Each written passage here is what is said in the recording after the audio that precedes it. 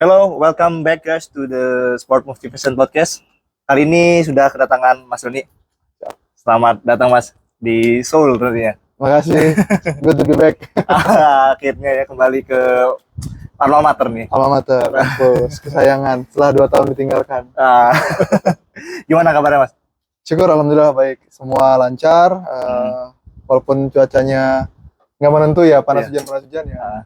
Enjoy lah, balik ke Korea lagi, ke Seoul lagi. Oke, mantap nih. Nah sebelumnya ngomong-ngomong kedatangan ke sini ada apa nih Mas? Oke. So ya, sebenarnya misi utama ke sini itu pengen bawa anak-anak akademi saya di Papua Football Academy buat join training selama 1 bulan di salah satu sekolah di Korea Selatan, tim SMA. Jadi selama 1 bulan mereka akan hidup, tinggal, makan, mingle bareng-bareng sama anak-anak Korea. Oke. Gitu. Latihan juga, termasuk main bola. Jadi tentang sepak bola ya? Sepak bola. Ya? Mantap. Nah sebelum menyelam lebih dalam nih tentang Mas Doni sendiri dan dunia olahraganya, pengen tahu nih Mas bagaimana personal background-nya gitu Mas, kayak ya latarnya, pendidikannya seperti itu. Oke. So basically saya asli Samarinda, Kalimantan Timur. Seperti halnya orang Samarinda kebanyakan, kita kampusnya di sana, namanya Universitas Mula Warman. S1-nya saya ambil fisika. Ambil fisika. Terus suka nulis tentang olahraga, tentang sepak bola, nulis-nulis. Jadi selama sambil kuliah S1 itu ya bantu-bantu teman-teman yang main bola, yang ini, terus bikin-bikin konten bola dari tertulis ya, tulis. Akhirnya apply ke goal.com. Dulu ada namanya goal.com, bisa dapat jadi kontributor di Kaltim selama 3 tahunan. Wow. Sambil kuliah, lulus kuliah, beruntung ada kesempatan untuk gabung sama tim yang masih baru waktu itu namanya Borneo FC. Dari awal akuisisi 2013 akhir sampai 2017 kita di Liga 1. Setelah itu saya cari tantangan baru, dapat panggilan dari PSSI. Awalnya untuk media relation, tapi selama 6 bulan langsung dimutasi jadi National Team Coordinator. Selama 4 tahun di PSSI bareng-bareng sama kalau waktu itu Butisa masih sekjen. Butisa masih sekjen pertama kali. Jadi ya akhirnya federasi, terus COVID, zamannya Pak Iwan Bule ada layoff, ya udah di layoff, mau gimana. Tapi lihat kesempatan lah ya kan, kita orang bola kan udah tahu lah namanya ada kesempatan, kesempitan pasti ada kesempatan. So saya apply ke DTM sama kayak Mufid. Jadi ya ambil S2 olahraga di sini. Sampai 2022 lulus langsung straight away langsung ke Papua. Gabung sama namanya Papua Football Academy. Sampai sekarang. Luar biasa ya, luar biasa ya. Dan pertanyaannya simpel nih Mas. Kan secara jurusan pendidikan kan fisika waktu itu. Nah, penasaran sih kenapa memilih olahraga kayak gitu. Ya, as simple as ternyata fisika tidak saya tidak sanggup untuk saya ikuti lebih lanjut, apalagi S2 gitu. Tapi sambil saya bilang tadi, sambil saya kuliah saya nulis olahraga di goal.com di bola. Ini olahraga kok menarik gitu. Memang suka bola waktu dari SMP, SMA pastilah. Cuman setelah menekuni dunia profesionalnya di menulis soal media, lumayan oke gitu loh. Akhirnya ya udah setelah lulus kuliah fisika pun ijazah fisikanya nggak kepake. Bener, langsung ke ngurus Borneo-nya. Tapi ya namanya orang sains kan berbeda sama orang sosiologi, orang humaniora adalah kita berpikir secara logis aja, berpikir secara taktikal aja, nggak pakai sosiologisnya. Jadi itu yang saya pakai sih selama ngurus bola. Jadi nggak cuma ngurus soal manusia, antar manusianya, tapi dari sisi teknisnya juga harus pure logik kita mikirnya. Kadang kan kalau kita sebagai supporter nonton bola itu kan sosiologis banget kan, fanatisme yang didulukan, tim saya sampai mati gitu kan. Tapi kalau saya, background saya karena udah di sains ya berpikir logis aja, ya udah mendukung seperlunya. Jadi ya akhirnya kita aplikasikan juga di klub. Tidak terlalu jor-joran, nggak beli pemain, tapi kita coba untuk apa sih yang sebenarnya dibutuhkan tim? Apakah pemain mahal ataukah pemain yang terkenal berlabel timnas? Ternyata tidak selalu kan. Akhirnya kita mencoba banyak hal sih kemarin. Nanti kalau ada technical board-nya ntar jadi panjang. Oh. Cuman basically ya begitu. Dari fisika kenapa ngurus bola? Ya karena terbawa irama olahraganya kan. Oke. Akhirnya ijazah fisikanya nggak kepake sama sekali. Nggak kepake. Nah, berarti berangkat dari jurnalis ya, jadi menulis tentang ya artikel sepak bola yang khususnya ya. Betul, jurnalis, terus bantu teman-teman klub-klub kecil di Samarinda, arrange pertandingan, cariin lapangan. Ya udah manage tim dari area yang kecil gitu. Oke. Bikin tim perumahan dulu waktu itu. Lawan perumahan lain yang kadang-kadang mainnya 5 kali, bentroknya 3 kali gitu. Jadi ya gitulah. Mulai manage di area-area yang kecil. Makanya beruntung waktu itu dapat kesempatan langsung ngurus Borneo tuh. Waktu itu kan Borneo masih Liga 2. Dari sisi akuisisi, terus pendaftaran liga dan sebagainya, akhirnya bisa dapat gambaran besarnya. Jadi ya benar-benar tumbuh bersama pengalaman. Oh iya, benar-benar banyak proses ya. Banyak Dan proses, yes. bisa apa ya? Bagaimana bisa kayak jatuh cinta sama manajemen olahraganya, kan banyak mungkin dari orang-orang ya, dia karena atlet dulu biasanya atau udah dipelatih apapun ini bisa ke dunia manajemen olahraga yang kan sebenarnya kompleks, luas, bahkan complicated gitu Mas. Nah itu bukan cuma di Indonesia sih, di banyak negara yang olahraganya masih berkembang. Orang yang masuk di manajemen olahraga itu adalah orang yang dalam tanda kutip, mohon maaf, orang-orang sisa dari bisnis yang lain. Let's say misalnya finance manajernya. Finance manager yang di sepak bola, yang di olahraga kebanyakan adalah orang yang tidak berhasil compete di level finansial yang sebenarnya. Akhirnya dia ke bidang yang lain, misalnya di olahraga atau di mana gitu. Jadi dari keresahan itu, saya ngelihat SDM di manajemen olahraga ya bukan bermaksud untuk mengecilkan teman-teman, cuman kita berpikirnya bukan fokus di manajemen olahraga yang sebenarnya. Makanya oh ternyata olahraga harus di manage berbeda dari manage yang lain. Let's say manage bisnis atau manage apa namanya perusahaan atau manage akademik dan sebagainya. Ternyata olahraga punya keunikannya tersendiri kan manage-nya. Memanage dengan hatinya itu kan berbeda.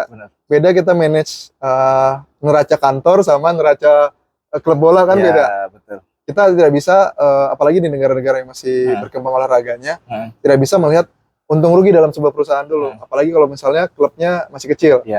Oke, say misalnya klub X baru lahir di tahun sekian, usia baru sekian. Kita nggak bisa langsung berharap profit kan. Tapi kalau udah beda halnya kalau di perusahaan. Udah di tahun pertama udah mikirnya profit. Nah, jadi sudut pandangnya itu ada gairah di situ, ada pertumbuhan olahraga, ada passion di situ. Jadi kenapa saya berpikir manajemen olahraga? Karena disitulah passion bermain juga antara passion dengan logika. Jadi harus diseimbangkan. Kadang-kadang memang banyak pemain bola, mantan pemain bola, mantan pemain atlet dan sebagainya yang manage olahraga. Itu nggak ada yang sama sekali salah. Tapi kalau ditambah dengan sports management yang udah rigid, itu pasti akan lebih keren lagi. Gitu sih. Karena kan sport manajemen sebenarnya jantungnya nggak sih, dimanapun kayak di sport organisasi manapun pasti ada segi manajemennya yang dimana di situ membawa hal-hal teknis gitu. Betul. Dan hal strategis ada di sana gitu. Dan emang nggak sederhana sih, orang mungkin yang orang awam melihat kalau oh organisasi olahraga seperti ini, oh manajemen seperti ini, bahkan ya pada aslinya ya sekompleks itu yang kita lihat. Apalagi sepak bola gitu yang memiliki audiensnya banyak kayak gitu. Caranya nge-manage audiensnya kayak gitu-gitu. Ya seperti banyak hal yang disukai publik kan sebenarnya ada yang di top of mind-nya itu kan memang atlet sama pertandingannya tuh yang di depan layar. Tapi kan kita tahu di belakang layar kan banyak layer-layernya. Selain pemain dan ofisialnya di belakang ada lini pelatih, ada analis, ada apa namanya pelatih fisik dan sebagainya. Nah di layar ketiga itu baru kita kan level manajerial, level yang sama sekali nggak kelihatan. Tapi yang sama sekali nggak kelihatan ini yang mempengaruhi semua hal ini. Say misalnya bagaimana seorang manajer klub untuk memanage budget tim. Berarti dia harus cari pelatih yang sesuai budget, dia harus cari pemain yang sesuai budget. Artinya kan yang dilihat di orang awam itu kan cuman top of mind-nya aja, segitiga paling kecil di atasnya. Tapi banyak penopang di bawahnya. Makanya kita orang manajemen olahraga itu selalu bilang begini. sebenarnya lebih baik kita tidak terkenal Heeh. karena kita akan bekerja lebih baik daripada kita terkenal terus mendengarkan omongan-omongan yang dalam tanda kutip bahkan mereka pun tidak paham gitu. Sedap-sedap ya. Tapi ya namanya pendapat kan Ya. didengar lah. Tapi ya itu top of mind-nya memang biarkan mereka bermain, tapi dari sisi manajerial kita support yang terbaik. Oke. Makanya ya kita adalah orang-orang yang kalau bahasa filosofinya adalah yang berjalan di jalan yang sunyi. Widih. Dalam tuh. Nah, berjalan di tempat yang sunyi karena apa? Karena yang terkenal udah di level yang di depan layar kan, di lapangannya. Tapi sebelum mencapai lapangan itu yang kita harus prepare yang terbaik. Benar. Borneo aja saya masuk 2013. Okay. Prosesnya 10 tahun untuk bisa jadi juara regular series kan. Oh iya, panjang waktunya. Panjang banget waktunya. Nggak bisa kayak tahun ini berdiri, tahun depan harus juara, itu kan nggak bisa. Betul. Ada proses yang harus dilalui. Nah, kebanyakan proses itu direncanakan dan dijalani oleh orang-orang manajemen olahraga. Iya. Proses yang begitu. Kalau berpikirnya secara instan, nah nature-nya olahraga kan begitu sebenarnya. Yes. Olahraga itu perlu pengorbanan, perlu waktu, perlu biaya juga. Kalau misalnya mau hasil yang instan, berarti harus ada yang dikorbankan, harus ada capital yang dimasukkan. Apakah yang tadi waktu, pengorbanan atau uang yang mau dikorbankan, dibakar lah dan supaya dapat itu hasil yang terbaik. Tapi kita orang manajemen bola kan tahu bagaimana caranya untuk sebuah klub olahraga, untuk sustain, bukan cuma sekedar juara, tapi bertahan ratusan tahun, puluhan tahun. Gitu. Mikirnya harus lebih panjang lagi. Benar. Karena ya aspeknya juga banyak sih. Mungkin kalau kita ngelihat sebagai penonton, let's say ya, atau fans, kita ngelihat bahwa mereka gimana sih bisa bermain di lapangan, gimana menang atau kalah. Tapi di sisi manajemen, finansial, human resource, kayak gitu, marketing, itu kan luas banget ya. Itu kan butuh proses yang sangat banyak, panjang ya. Dan apalagi tadi Borneo butuh waktu 10 tahun itu, wah itu proses yang ini sih, yang sangat challenging tentunya ya. Pasti. Nah Mas, sejauh ya berkutat di dunia sport management nih, dan kan kuliah juga di sport management ya di SNU kayak gitu, menyikapi sport management dalam perspektif Mas Doni itu seperti apa sih gitu? Ya tadi sport management itu adalah orang-orang yang sebenarnya tidak boleh dikenal. Oke. Tidak boleh terkenal. Oke. Karena di jalan yang sunyi tadi itu adalah mereka bisa menelurkan hal-hal yang penting. Jadi kenapa sport management ini penting? Saya mandangnya adalah sport management ini sebagai pengambil kebijakannya. Oke. Jadi kalau dianalogikan sepak bola kan ada pemain, ada pelatih, ada wasit. Nah kalau kita yang mengakomodir semuanya di manajemen, bagaimana cara membuat pemain dari nol sampai jadi pemain tim nasional? Bagaimana buat wasit yang levelnya tarkam jadi wasit yang bisa di level Liga 1? Bagaimana caranya mendidik pelatih dari lisensi paling rendah di D jadi lisensi pro? Nah, tiga faktor tadi kita harus blending gimana caranya supaya jadi pertandingan yang bagus. Itu baru ngomong pertandingan, belum lagi ngomongin kompetisinya. Belum lagi caranya bagaimana kompetisinya bisa berjalan lebih panjang. Bagaimana kompetisinya bisa bikin rutin tiap tahun. Nah, itu orang manajemen olahraga tuh yang sudah punya kalau saya suka istilah namanya helicopter view. Bukan out of the box lagi, tapi harus bener-bener jauh ke atas buat ngeliatin ke bawah semuanya. Gitu. Oke, luar biasa. Jadi ya sedalam itu ya ternyata ya. Apalagi ya semenjak ya lulus dari sini jadi makin terbuka ya perspektifnya ya. Dan pentingnya apa ya namanya teknokrasi, maksudnya adanya keterlibatan ilmu pengetahuan, penelitian di dalam olahraga itu sangat-sangat terpakai sih. Dan bahkan di sini pun ya di Korea mereka sangat mengedepankan hal itu Mas ya. Jadi bagaimana dia bisa mengembangkan industrinya ya. Betul. Dan kenapa saya memilih Korea waktu untuk mendapatkan S2 karena dari segi industri olahraga sudah ada beberapa yang memang betul-betul industri. Saya misalnya baseball mereka, atau sepak bola, atau volleyball, atau mungkin olahraga yang individual seperti taekwondo, yang sudah memang betul-betul menjadi industri. Bedanya industri dengan berkembang kan beda jauh nih. Industri artinya kalau dalam skala simpelnya adalah si klub itu bisa sustain dari keuntungan klub untuk diputar lagi di klub untuk tahun depan, putar lagi untuk tahun depan. Tapi kalau masih berkembang artinya si klub itu harus dapat masukan selain dari hal-hal yang komersial. Kan kalau kita ngomongin klub olahraga itu biasanya ada 4 sumber pemasukan. Rights TV, transfer pemain, merchandising, dan terakhir adalah tiket penonton. Yes. Kalau 4 ini sudah dapat menjadi penopang untuk kelangsungan hidup dari sebuah klub, itu namanya industri. Menjadi industri, sudah memungkinkan untuk mereka sustain sendiri. Jadi ownership tinggal, manajer tinggal atur cash flow aja. Tapi di banyak olahraga yang berkembang ada faktor kelima. Itu adalah dana investor atau dana pemilik yang harus masuk ke dalam klub itu, karena yang 4 yang lain tidak bisa menopang.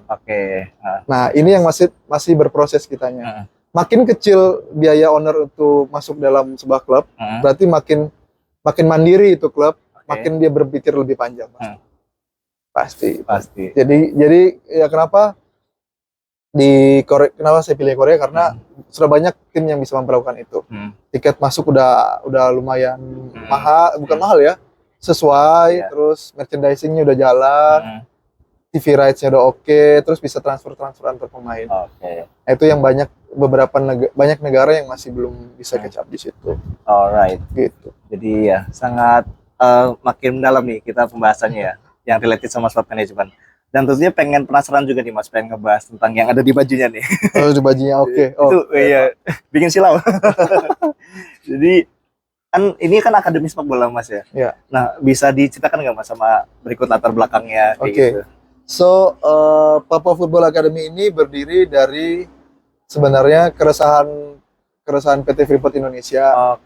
Tentang setelah PON 2021 kemarin di Timika, ada fasilitas olahraga di kota Timika yang dibangun oleh Freeport khusus untuk PON 2021. Nah, untuk kan pastinya PT Freeport sudah tanamkan investasi besar untuk bikin fasilitas olahraga. Kan sayang kalau hanya digunakan untuk PON aja.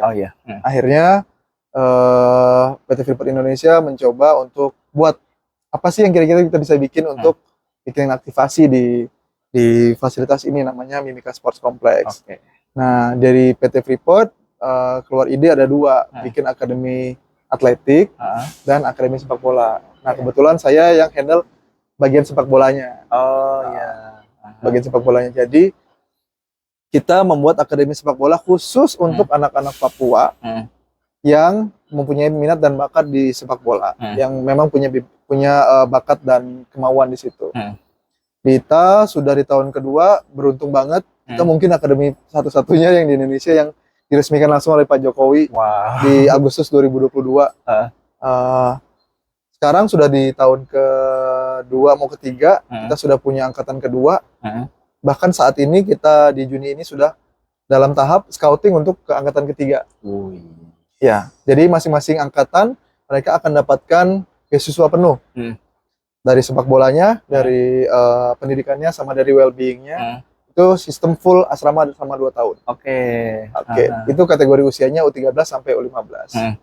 Jadi di semester akhir mereka kita coba orbitkan mereka untuk coba best talentnya kita. Kali ini di Korea ada 3 anak. Sebenarnya ada 4. Cuman 1 dipanggil tim nasionalnya Coach Novarianto U16. Jadi kita berangkat dengan 3 anak dan 1 pelatih. Kita bawa mereka ke Korea untuk latih tanding. Bukan latih tanding ya, joint training malah. Kalau latih tanding kan 1 tim berangkat. Nah, ini cuma 3 anak. Tapi mereka akan tinggal sama anak Korea. Mereka makan sama anak Korea. Mereka akan latihan sama anak Korea yang ada di sini. Jadi mereka tidur satu asrama sama mereka. Jadi mereka belajar banyak dari sisi ya baik dan buruknya lah. Sisi kerja kerasnya orang Korea. Mufidi tahu sendiri kerja keras orang Korea. Gimana persisten mereka, gimana mereka kalau misalnya punya sesuatu di tujuan, bagaimana mereka harus mencapainya dengan banyak apapun caranya gitu kan. In a good way. So kita berharap yang terbaik. Nah, Football Academy itu adalah investasi sosialnya PT Freeport lah untuk masyarakat Papua, karena harapannya PT Freeport Indonesia dengan hadirnya mereka bisa membantu banyak sisi sosial di Papua, salah satunya di olahraga melalui PFA. Jadi ya mereka investasi lumayan besar, sangat cukup untuk kita bawa anak-anak Papua untuk menghantarkan mereka jadi setidaknya, walaupun tidak jadi pemain profesional, pasti tidak semuanya. Dari 30 anak mungkin 10% atau 20% saja yang jadi pemain sepak bola. Tapi yang paling utama adalah well-being-nya mereka. Oke. Basic knowledge, basic lifestyle skill, say misalnya bahasa Inggris, financial literacy, Oh ya. cara mengambil keputusan, apakah ini keputusan yang baik atau yang buruk, ataukah misalnya ya tadi ada yang lucu yang saya sempat sampaikan, financial literacy, maksudnya mereka belajar mengelola keuangan, terus bagaimana sih sebenarnya di komunitas olahraga, bagaimana cara mereka bekerja keras untuk mencapai tujuan. Jadi kenapa olahraga? Karena olahraga itu kan bahasa universal ya, bahasa yang bisa dipahami semua orang. Walaupun kita dimanapun juga ya, nggak cuma di Papua, di Eropa, di Afrika, di Amerika, di Asia. Dengan olahraga kita bisa jadi bahasakan itu sebagai bagian dari develop anak-anak. Jadi kenapa kita pilih sepak bola ya karena sepak bola adalah olahraga yang paling digemari sama anak-anak Papua sebenarnya. Jadi sekali lagi bukan mencari pesepak bola terbaik, tapi menjadi manusia yang baik dulu. Kalau jadi sepak bola itu nilai tambahnya. Gitu. Dan menurut saya sih programnya unik Mas ya, karena lebih dari olahraga, lebih dari sepak bola sih. Jadi gimana caranya bisa ngembangin ya secara kapabilitas dari atlet itu sendiri kan, anak-anak sendiri, dan ini prospeknya masa depan banget ya. Jadi gimana caranya dia nggak cuman ajal di sepak bola, tapi ajal di hidupnya apapun itu. Bahkan tadi ada financial literasi gitu, terus ada dari segi pendidikan. Dan penasaran sih bisa sampai ke konsep yang seperti itu Mas. Jadi maksudnya brainstorming kenapa bisa kepikiran hal yang seluas itu dibanding dengan udah main sepak bola aja atlet begitu prestasi selesai gitu. Kenapa bisa muncul hal yang seperti itu Mas gitu? Ya, karena sekali lagi misi dari PT Freeport Indonesia kan memang sangat mulia ya, sangat besar. Di mana PT Freeport besar di Papua tentu pasti ingin buat kontribusi untuk masyarakat Papua. Terutama kalau sekarang sudah terpecah provinsinya di Papua Tengah. Kenapa kita berfokus untuk pembangunan manusianya? Karena yang namanya sumber daya alam itu kan pasti terbatas. Tapi yang namanya sumber daya manusia itu kan batasnya hanya imajinasi kita. Semua bisa kita kembangkan. Nah, itu yang menjadi parameter utama di sini. Jadi kita membuat rumus Football Academy bukan hanya dari segi sepak bolanya, tapi juga pendidikannya sangat yang kita tekankan, dan juga lifestyle skill yang tadi saya bilang. Tiga hal ini bukan hanya menjadikan mereka pesepak bola yang handal, tapi juga manusia yang berkontribusi untuk masyarakat. Itu yang kita harapkan selama ini. Bagaimana cara membuat itu semua? Kembali ke value dari PT Freeport lagi untuk masyarakat. Dari value itu kita tailor-made lagi, kita turunkan ke value di sepak bola. Apa sih yang sebenarnya kita bisa delivery untuk PT Freeport Indonesia dan masyarakat di Papua? Akhirnya terbentuklah tiga tadi. Football, edukasi formal, dan lifestyle skill. Tapi kita payungi ada namanya safeguarding. Artinya safeguarding itu adalah pengayoman untuk anak-anak Papua yang ada di dalam PFA. Kadang juga kita kan sebagai pelatih, kita sebagai guru, sebagai mentor mereka, terbawa perasaan lah. Kita pengen mereka maju dan sebagainya, dan bisa mencapai level yang tinggi. Kita kadang terlupa bahwa mereka levelnya masih remaja, masih anak-anak. Nah, di safeguarding itu kita juga bikin rambu-rambu selain untuk anaknya, tapi selain untuk anak-anak, tapi juga untuk yang dewasanya. Silakan marah, silakan bernada tinggi, tapi tidak boleh marah misalnya. Karena kalau kita berteriak-teriak marah-marah, kira-kira masuk nggak sih apa yang kita bicarakan ke anak? Nah, hal-hal begini yang kita ingin tularkan ke anak-anak PFA, supaya nanti mereka lulus dari PFA, mereka juga bisa mengaplikasikannya di dunia luar. Kan mereka nggak selamanya jadi anak, mereka akan jadi dewasa juga. Semoga itu juga bisa mereka terapkan. Jadi kembali ke visi besarnya PT Freeport di Timika ya, itu untuk mengembangkan human well-being-nya, supaya masyarakat Papua juga merasakan dampak baik dari kehadiran Freeport di Papua, gitu sih. Nah, menarik nih Mas. Apalagi mau bicara tentang tantangan ya, kan kita lihat kalau Papua sendiri emang wilayah kan di wilayah timur Indonesia, yang mana mungkin secara privilege tidak sebesar orang yang di kota, misalnya kayak di Jakarta, kota-kota besar, di Pulau Jawa, Sumatera, Kalimantan, pasti ada challenge yang sangat besar kan, barrier yang sangat besar. Nah, itu apa aja dan gimana cara solvingnya? Oke. So kalau kita ngomong challenge sih, privilege sih kayaknya udah nggak zaman lah ya. Ya. Kalau ngomongin privilege, saya dari kacamata saya itu cuma alasan. Oke. Gimana pun ceritanya, kalau kita punya motivasi, punya tujuan, pasti kita bisa hajar lah semua obstacles itu kan. Oke. Challenge banyak sih sebenarnya, nggak cuma di Papua, di mungkin seluruh dunia. Yes. Yang menjadi challenge yang unik di Papua adalah satu memang tadi akses.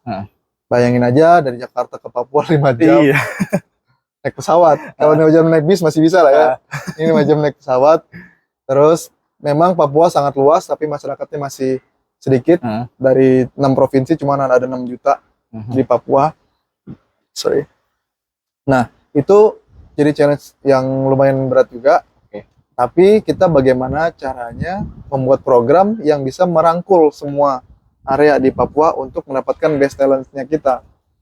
Di angkatan pertama kemarin, kita coba scouting dari 500-an anak, kita scout dapat 30. Di angkatan kedua yang tahun kemarin, kita scout dari 1.500-an anak, kita ambil 30. Nah, yang di periode kali ini, di bulan Juni ini, kita rencananya expect 1.800-an anak untuk dapat 30 lagi. Mantap. Memang aksesnya berat, tapi memang dukungan PT Freeport Indonesia juga sangat total ya. Bersyukur dapat akses lumayan luas. Jadi bisa kita mulai scouting dari Sorong, Manokwari, Nabire, Biak, Jayapura, Merauke, bahkan kota-kota kecil. Timika sendiri, kota-kota kecil seperti Agats, Sarmi, apalagi saya lupa, Kaimana, Fakfak, Sopiori, Waropen, Serui, itu sekitar itu kita bisa menjangkau hampir 80% area di Papua. Makanya kita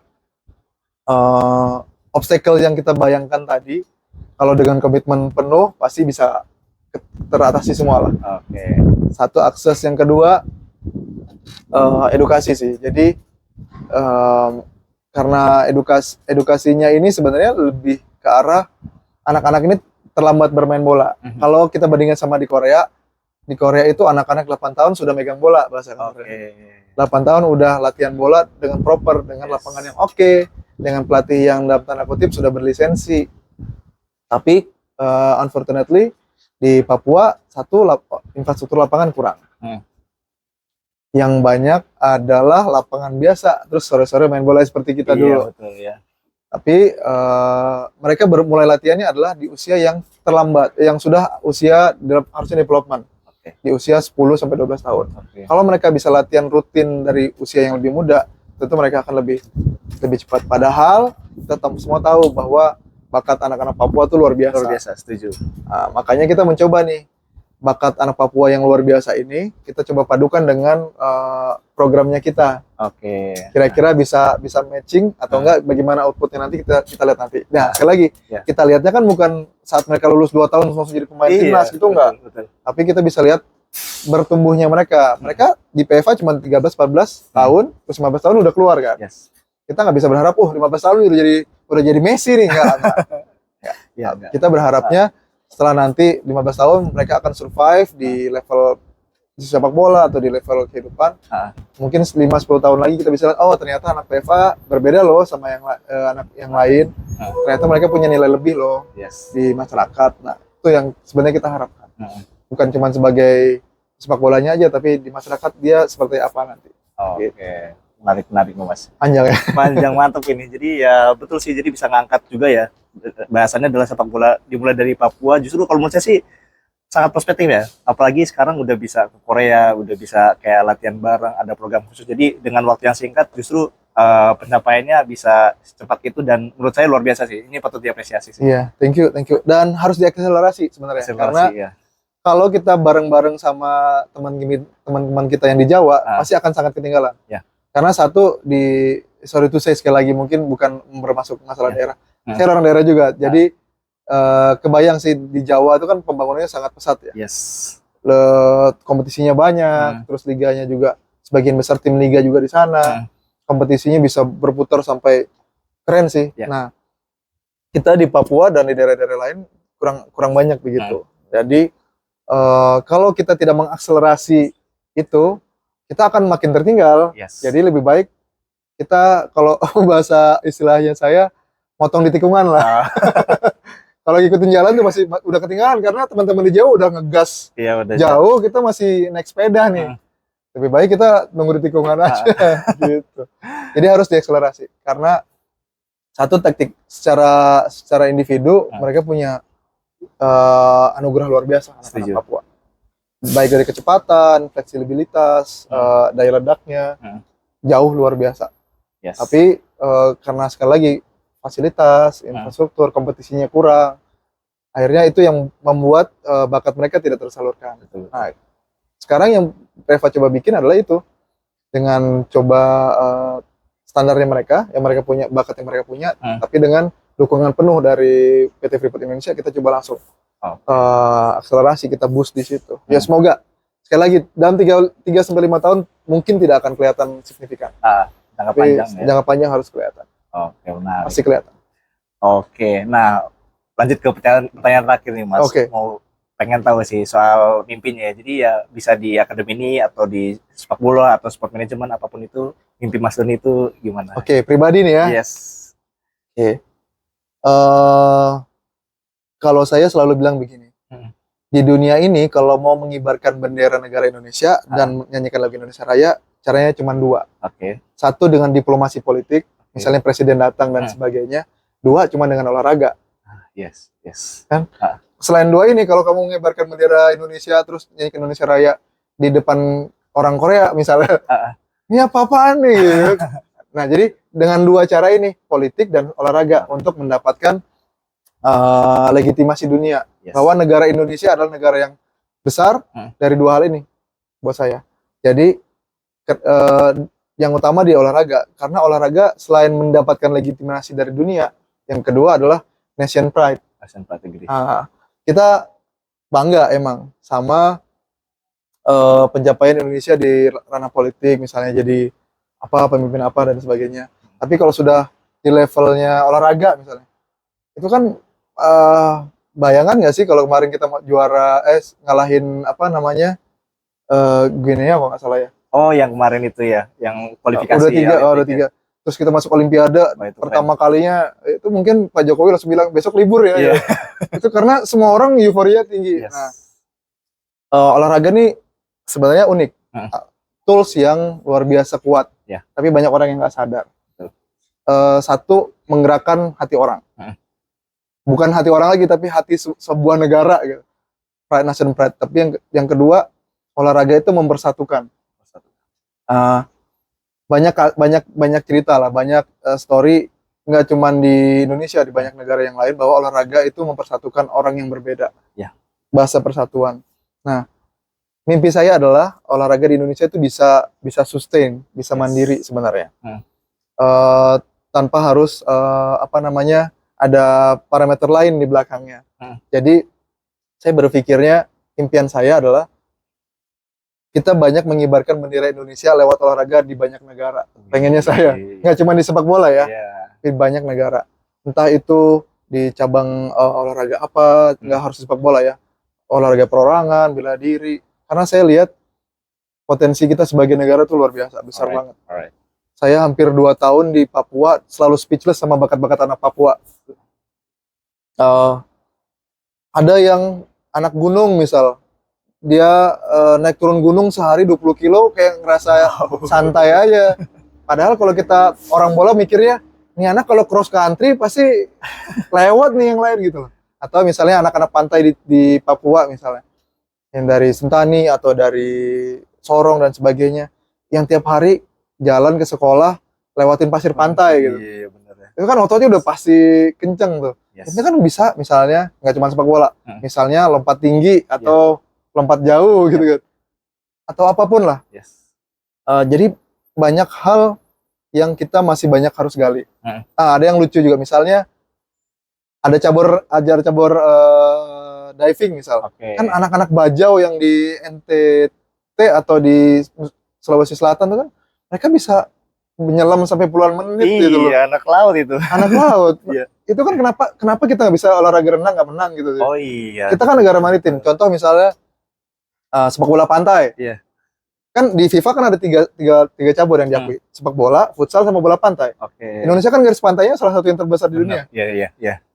Kalau kita nggak bisa masuk Piala Dunia lewat sepak bola, kenapa nggak lewat futsal? Kenapa nggak lewat bola pantai? Iya, setuju. Misalnya gitu. Jadi saya sih cita-citanya begitu. Olahraga ini menggerakkan sebuah bangsa. Entah bagaimana ceritanya, saya berharapnya sih olahraga dapat porsi anggaran yang mirip juga sama kayak kesehatan, sama kayak pendidikan. Pengennya sih, itu impian saya, supaya Indonesia bisa mendapatkan kebanggaan dari olahraga. Kan kita ini kan berharapnya punya kebanggaan nih. Kenapa kita mendukung timnas sebegitu fanatiknya, kan kita punya kebanggaan. Tapi kadang-kadang kadang terkecewakan, kadang juga ada keberhasilan. Dari momen-momen itu bisa kita simpulkan bahwa olahraga kita sedang menuju ke arah yang benar. Tapi kalau dari cabur-cabur lain juga bisa melakukan hal yang sama, tentu akan jadi nation pride yang lebih membanggakan lah buat orang Indonesia. Itu sih cita-cita saya. Mantap. Olimpiade janganlah 10 besar, 5 besar nggak usah. Tapi kita rutin aja, dapat medali 1-2 medali rutin aja. Gitu sih pengennya. Oke, luar biasa ya. Semoga mimpi-mimpinya, harapannya terwujud semua Mas ya. Amin. Oke, jadi terima kasih banyak Mas telah hadir di sini, kita ngobrol-ngobrol santai tentang dunia olahraga. Tentunya terima kasih juga buat para pemirsa yang sudah mengikuti kita. Kita akan lanjut ke sesi-sesi podcast selanjutnya. This is Mas Doni. Thank you so much. See you again.